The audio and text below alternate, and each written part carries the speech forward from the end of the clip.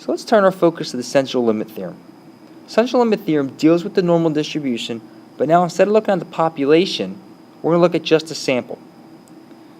When we talk about a sample as regard to the population, you may not be able to talk about the population. The population may be too big. It might be too cost inefficient to actually go ahead and do that. Impossible, perhaps. So if we develop a sample, stratified, systematic, cluster, multi-stage, however you set it up, and it's done randomly, we can then use the sample to make predictions about the population. We've talked about that. Here's the problem. If we set up our sample, even if it's done properly, nice random sample, we do everything correctly, there's going to be sampling error. We can't help that, because no matter how good our sample is, it's going to be a good representation of the population, but it's not going to be perfect. Well, then the question is, what if we have this sample? What are we going to do with it? This is where the central limit theorem idea comes in. Look at these properties down here. The first one's key. When all possible samples.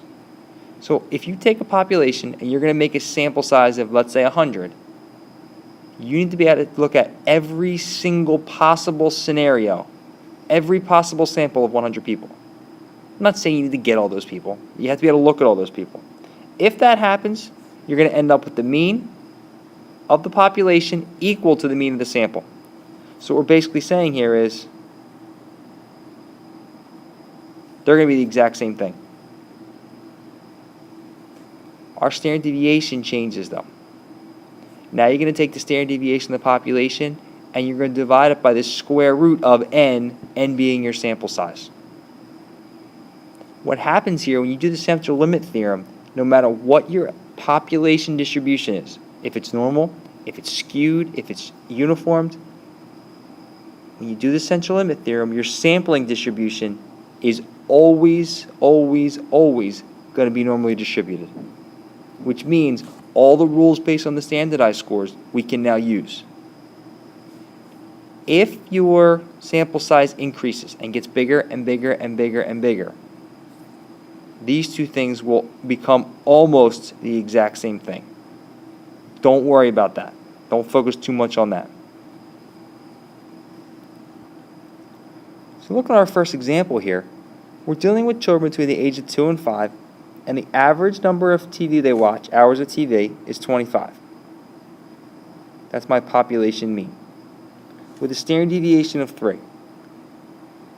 Now they tell us that this is normally distributed, but it's not going to be a big deal because we're focusing on a sample. If we were looking at this just at one individual child, we would need those numbers and we would need the fact that it's normally distributed.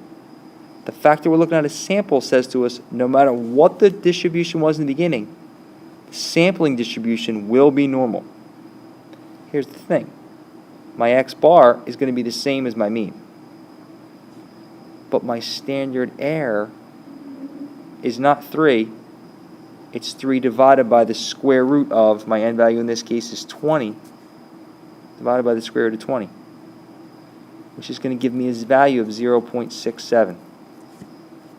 These are the two numbers that I'm going to use when I find my z-score.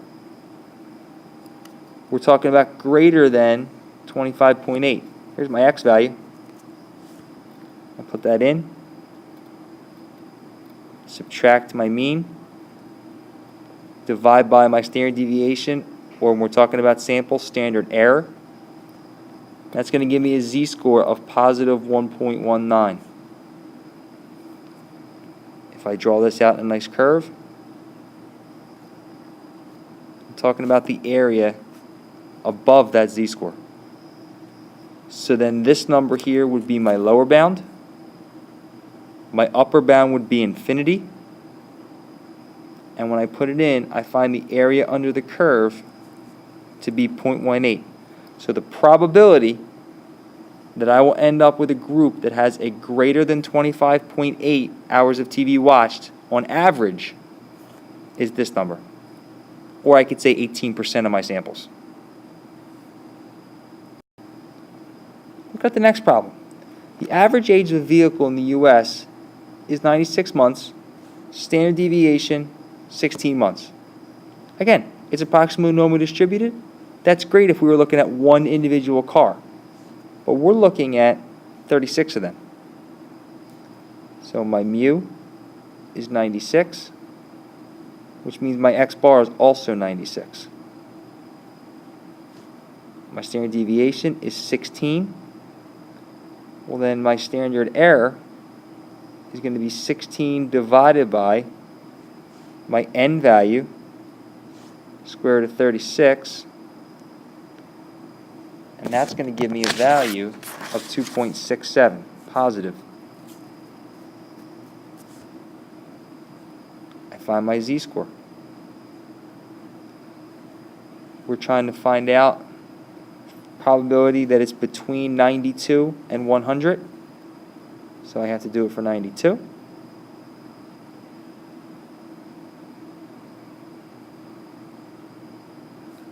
I have to do it for 100. Notice that 92 and 100 are both 4 away. They're just in opposite directions. This is going to give me negative 1.50. Over here I get positive 1.50. If I drew my curve, I'm going from here to here. So I'm going to get the area in between. This is my lower bound. This is my upper bound. And the area in between is going to be 0.87.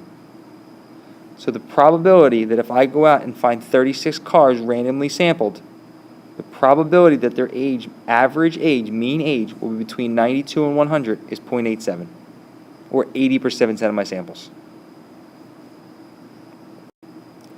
Let's look at the last example here. In this case, we're dealing with an average, a mean of 218.4, a standard deviation of 25. They tell us that it's approximately normal, which is going to be a big deal in this case because the first question we're looking at just one person. So we're going to go ahead and do this. If you want to think at n equal to 1, you really don't have to do it that way, but this is one individual person. This is the stuff that we did in the last section. The 224 minus 218.4 divided by 25. I don't have to do anything to this because I'm dealing with only one individual. I'm not dealing with a sample. So when I put this together, I'm going to get a z-score of positive 0.22. And when I make my curve, I'm going less than, so I want this area over here. That makes this number here my upper bound. My lower bound would be negative infinity. So I find the probability of finding a person who's less than 224 pounds at 0.59. That's one individual person. Down here, however, I'm trying to find an average of 40 people. Well, if I'm trying to find an average, what's going to end up happening to my curve that used to be long and fat, my curve's going to look more like this now.